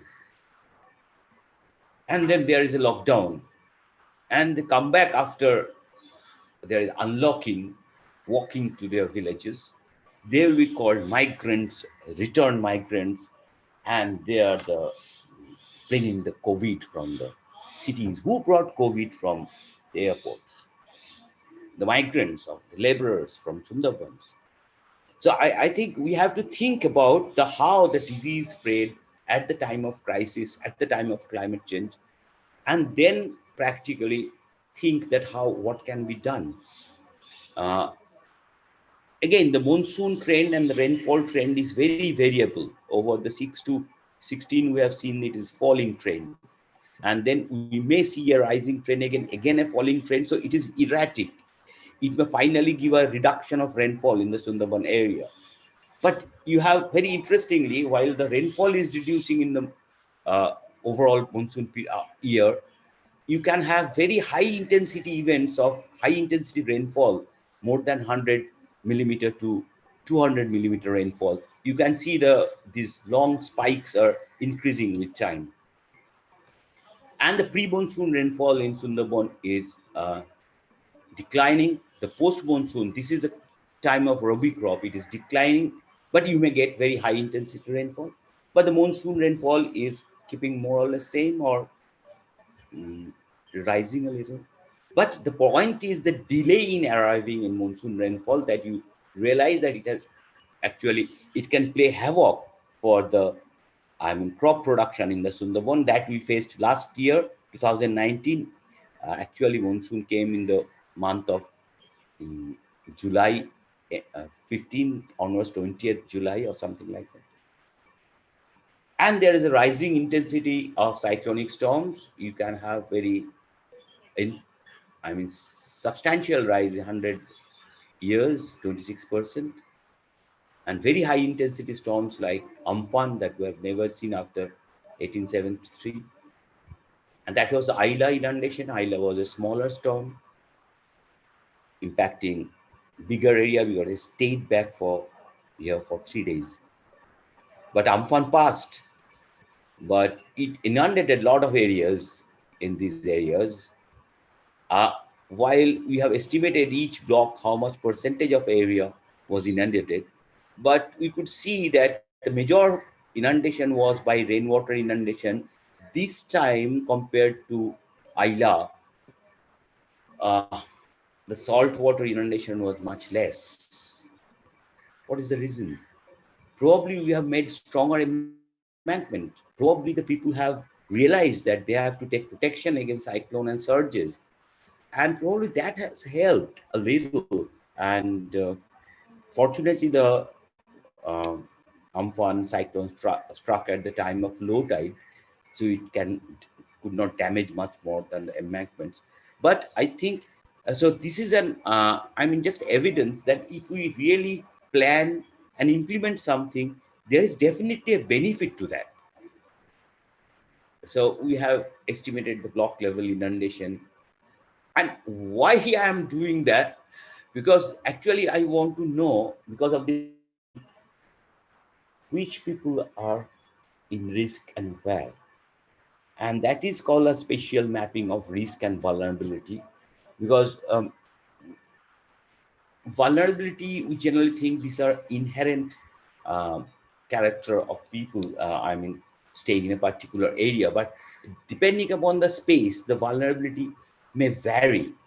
So you can see the social vulnerability map for Sundarban that has been prepared and it is getting published. As we have computed on the percentage dependent upon agriculture, marginal workers, non-workers, percentage of female, people below 6 years age group, no exclusive rooms, means people are stacked together, no house ownership, no safe drinking water, no electricity, no sanitation, like that, on depending upon the secondary data sources. And we come up with this kind of vulnerability where Kultoli, Bashanti, Goshaba, and these are Sandeshkali, these are the very vulnerable blocks from people's perspective. But with these people stacked together, 5 million people in 5,000 square kilometer, more than 1,100 square kilo per person per square kilometer density, what can be the impact of climate change on the health? Generally, it is expected that morbidity due to climate extremes, cyclones, floods, and heat waves that Papi has discussed, known pathogens are extending ranges, malaria invading Sundarban, or dengue moving Calcutta high rises. New and emerging infectious diseases like COVID, like SARS-2 or Nipah virus, or chikungunya spreading in these areas. And what is the relationship between with migration and spread of disease that you have seen for the case of spread of AIDS virus? The migration route of the truck routes actually played a very vital role. And here, for the case of Spanish flu, the port communication, the sea communication routes have played a very vital clue for, control on the spread of Spanish flu. And for this Amphan, it is actually airport disease. It came via airport to my country.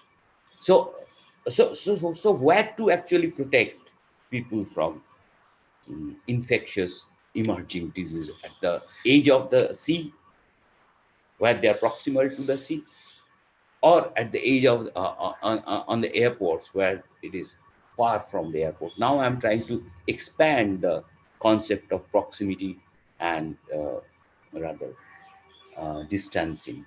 And who are affected most? That is, for that case, we have done the social vulnerability mapping, the poor, the women or children. Women, are they really vulnerable to COVID? Do you have any data in India, gender disaggregated data?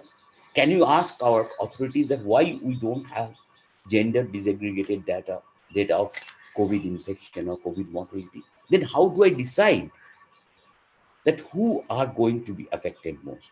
Or are they comorbid? Then what are the kind of comorbidities that I needed data for them in Sundarban? Whether the urban centers are more vulnerable to storms like Amphan or disease like COVID? Or who are the carriers? Are the migrants or something else? Can you do something about it? Or the socially and biophysically vulnerable, are they the poorest of the poor are more vulnerable? That is the general concept. But for COVID, I am seeing the people staying in the high rises, people who are much more affluent, having comorbidity like hypertension or they are fat and overweight, they are actually succumbing to the disease. And whether we have whether we have a facility of actually checking whether somebody who is entering in Sundarban is having the disease of COVID in him or not. There's a checking facility in the entry points? I don't think so. So with this, I think we have a situation that the kind of vulnerability or risk mapping that we did for cyclone, floods, or erosion in Sundarban is inadequate to actually address the risk of diseases spreading from different locations, risk to emerging diseases, because these are all the hazards that we have mapped: erosion, cyclones, sea saline flooding, or rainwater flooding, all are coming from the seafront. While this COVID thing is not coming from this route.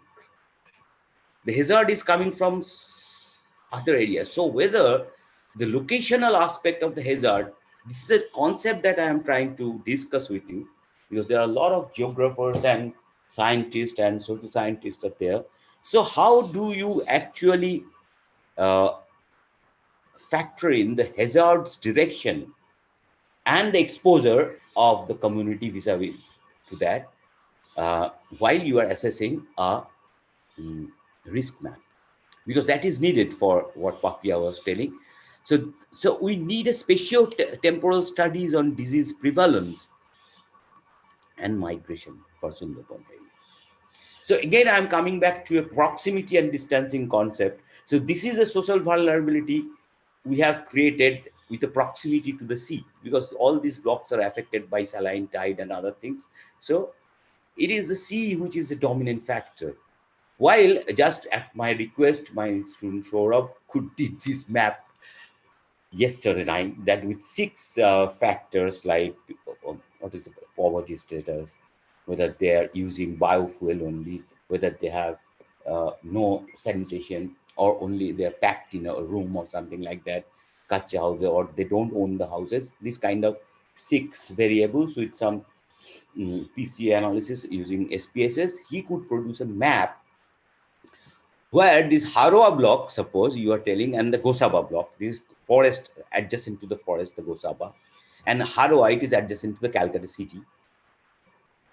While for social vulnerability with terms of the sea level rise or cyclones or erosions and climate change in general like that, Haroa comes to be very less vulnerable, whereas these Kultoli and other, these blocks are at the Pathar Pratima appear to be quite very highly vulnerable. While if you think of Calcutta and the routes from Calcutta, the connectivity, as team was showing you, the connectivity, how it has improved the poverty. Yes, connectivity has improved poverty, but for these kind of diseases, infection diseases which migrate from the cities, Pathar Pratima is safer. Sagar is probably less vulnerable than your Sondeshkali is vulnerable to both the situation. But Goshaba is quite okay with no COVID situation. So what I'm trying to say, you need a transformative change, not only to do something, but to decide where to do and what to do. And synergy with the DRR and the SDG, that is a disaster risk reduction, Papia has touched.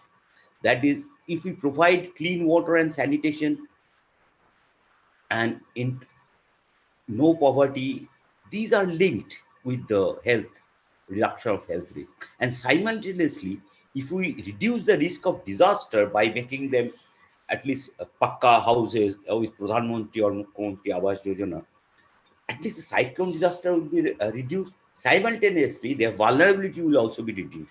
So, but other than sanitation and good water and housing, we need to address their question of livelihood. And as you see that the SDG target that has been set, and these are the NTV targets, and these are the 7 indicators that Government of India is using: mortality ratio, maternal mortality ratio, under 5 mortality rate, percentage of children once fully immunized, annual notification of tuberculosis cases for 1 lakh population, and number of government physician, nurses, and midwives per 100,000 population. And this we can actually, this was 1918 indicator, and 1919 we have reduced to 10,000 population, and we have thought that it will be 45. That is good. And then if we see the achievement of West Bengal, it is now 27, but it has done significant improvement in the other part of the health sustainability indicator. But what is the reality? The data availability in the public domain is really a constraint for doing this such kind of study. I could map the child mortality, which is at the range of 61 to 120 in the Pathar Pratima.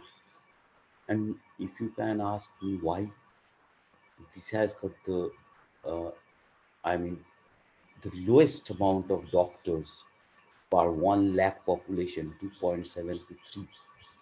What was our target? 272 to 300 at least, doctors and nurses. We have 27. So you can see that there can be a correlation with the child mortality and the available health facilities. But again, this data is fragmented.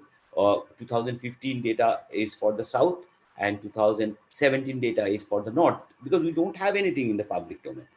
And we couldn't go to the government office, run around. I have my students ready, but at that time we had a lockdown. And this is a TB patients map. Again, on these vulnerable areas, we have more number of TB patients, 61 to 70. And this data we could collect from HISH, the NGO. So what we did, we had for Papia's project, I mean the York University project that we are collaborating, we created a team of NGOs, barefoot doctors, and researchers from Calcutta.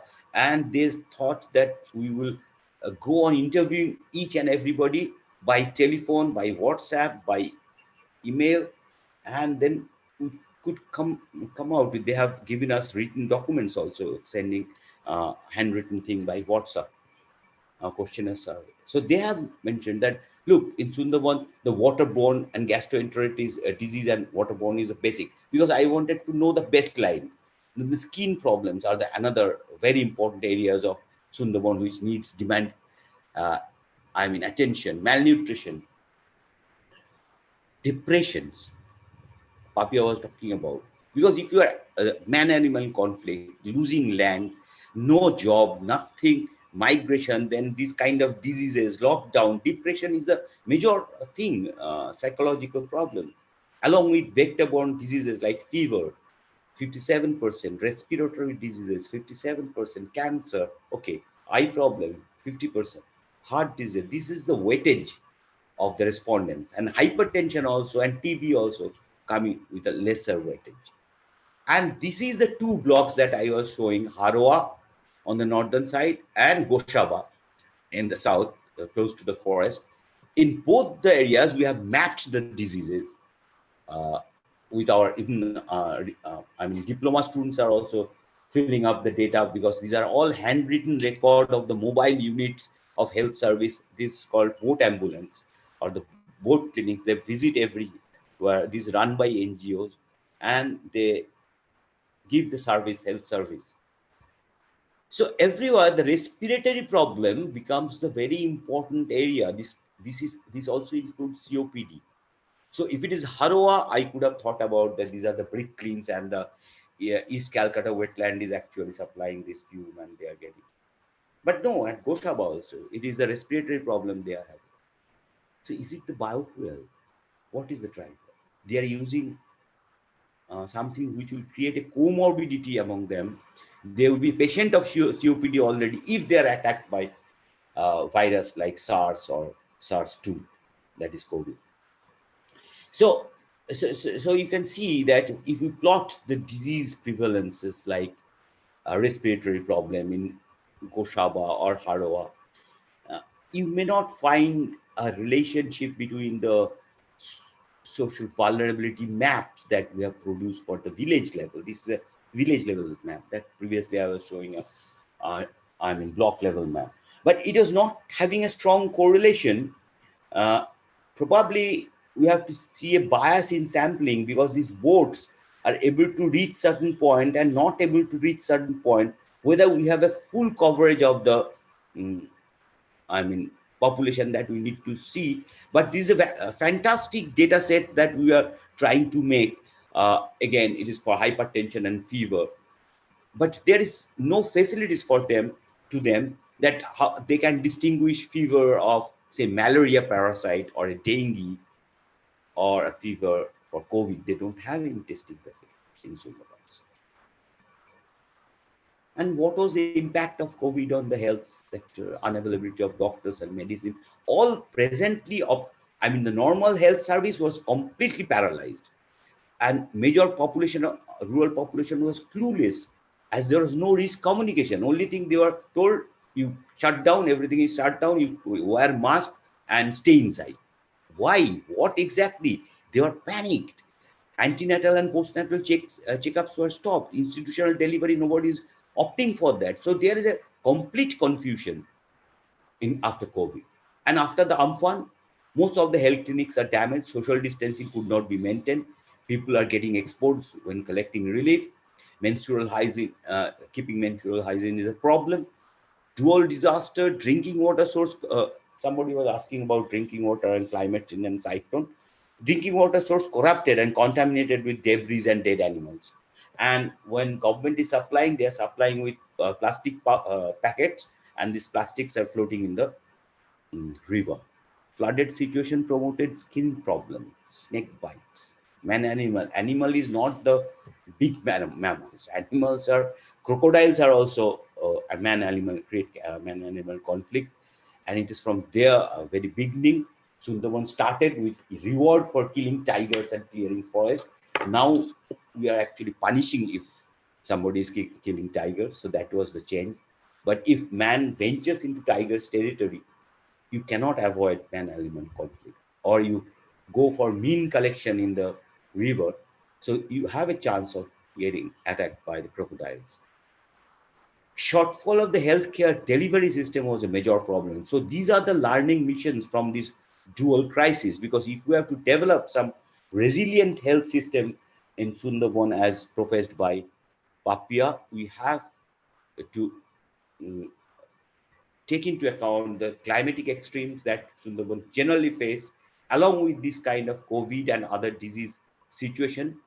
And as most recent pandemics are caused by zoonotic diseases, increasing, human pressure on the biodiversity, on the natural environment is a serious concern. So this is Sundarban is the right place to actually experiment with this kind of conservation, as well as protection against the pandemics, and linking SDG 3 with the life below land and life above land, below water and life above land, and climate change actions. These three SDGs, if linked to SDG 3, are actually the way of making a transformative change. At least we should start so that now, so that we can give something to the new generation of 2030 who will be protected against Amphan type of situation and COVID type of situations. How do we practice distancing with proximity is a major challenge of sustainable development. So I think I will hand over to Papia now. Thank you.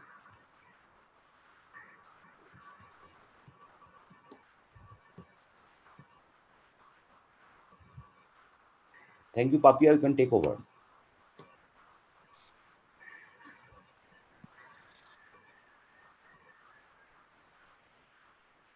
Ma'am, you are on mute. Ma'am, please unmute yourself. You are on mute. You can unmute her.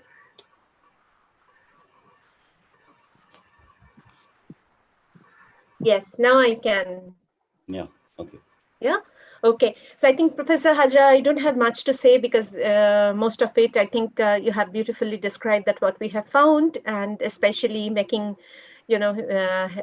resilience, health resilience in Sundarbans. And I think some of these important aspects that we have received from our stakeholders consultation is, Sundarban is extremely vulnerable. So we need to be prepared for any kind of vulnerability and uncertainty. And we have seen how this, two different, like totally different opposite management strategies of cyclone and COVID actually had happened in the same time. So you need to take people to shelter. There are only few number of shelters, and they automatically they will kind of crowd that space. So I think there is a huge challenge in terms of health service, health infrastructure in Sundarbans. What we need to sort of get quite like very fast improvement is required. We cannot really depend on the mobile health services. Some of our very eminent stakeholders say that we need to have steady provision of health services.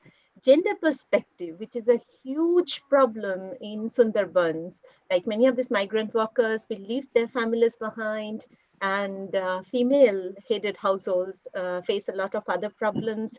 And now that COVID has created this unemployment situation, migrant workers coming from different parts of this country are coming back to their home jobless, and women have to sort of, suffer a huge different challenges, and including domestic violence. People are getting quite agitated and depressed over several of these uncertainties.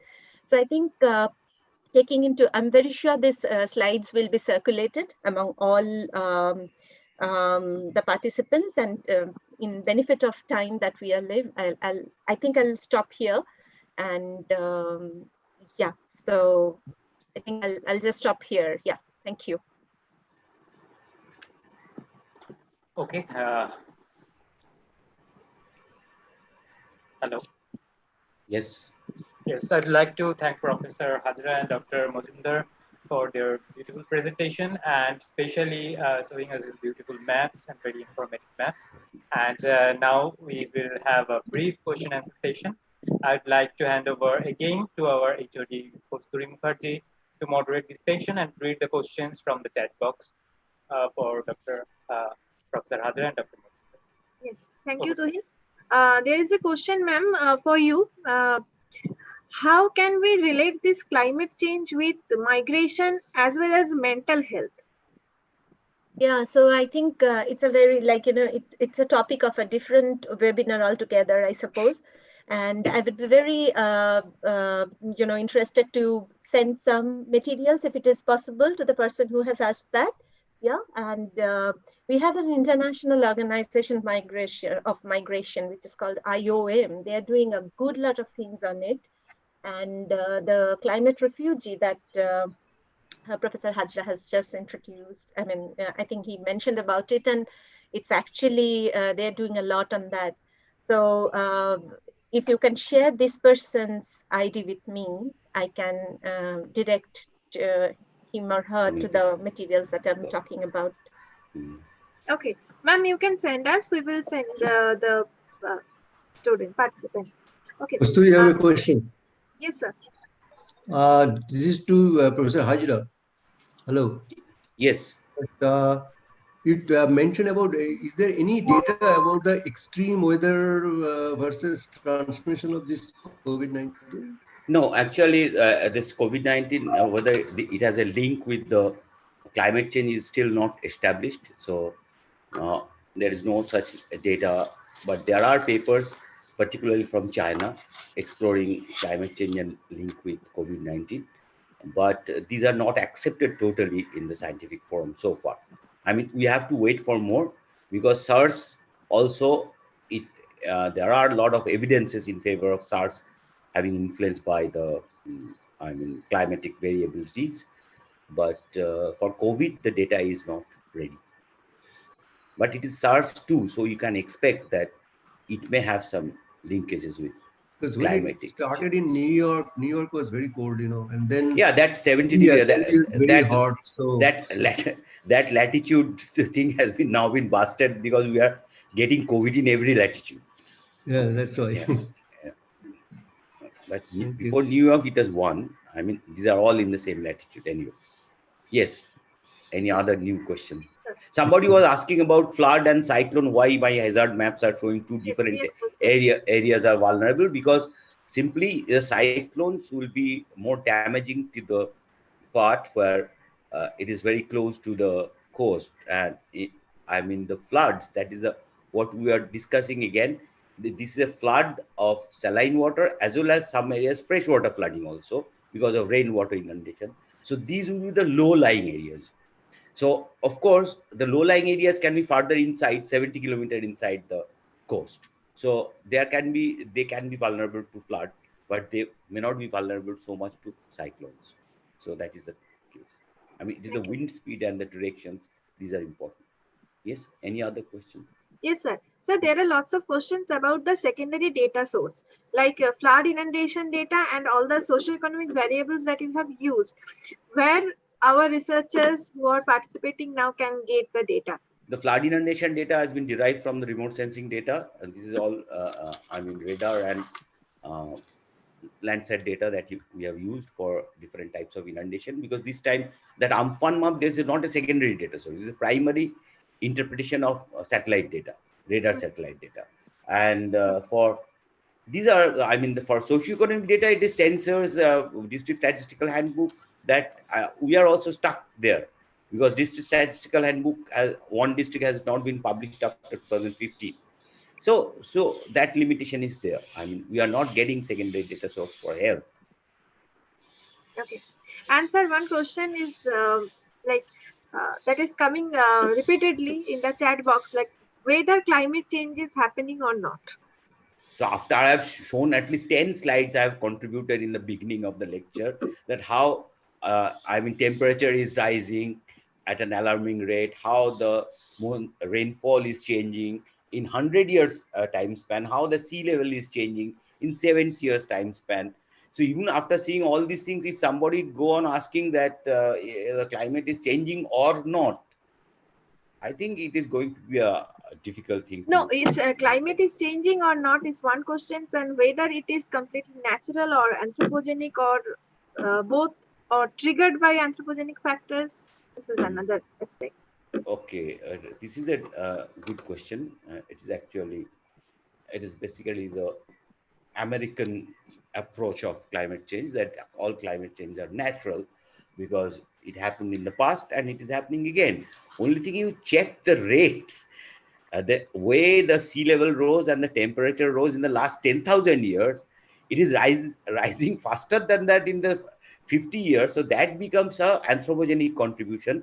And there's a very good video that is actually a model that which shows that how, if we combine all the natural factors, like say, I mean, the cooling by aerosol, the warming due to sunspot, and then volcanic eruptions, then land use change, all these factors, if you combine, you cannot account for this kind of climate change. So there is definitely anthropogenic contribution to this accelerated climate change.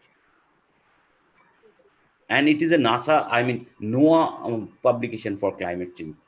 So post 2015, you can check. Yes, sir. I think Anything else? all the questions have been combined and asked to you. And Thank you. yeah. And someone Sir, raised. sir, I have a question. Yes. May I ask the question to him, Yes, sir? yes. Sure.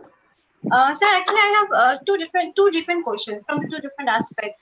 Sir, I have seen your vulnerability map on the health system of Sundarban population of Sundarban region. Sir, when you are creating this vulnerability map, have you taken into consideration the Lancet's health accessibility indices? Pardon me? Lancet's health accessibility indices? No, I have not taken into consideration. I have just taken, it is a vulnerability map. It is a social vulnerability map. Whatever data is available for social vulnerability, I have taken it yesterday and computed it today and showed it to you.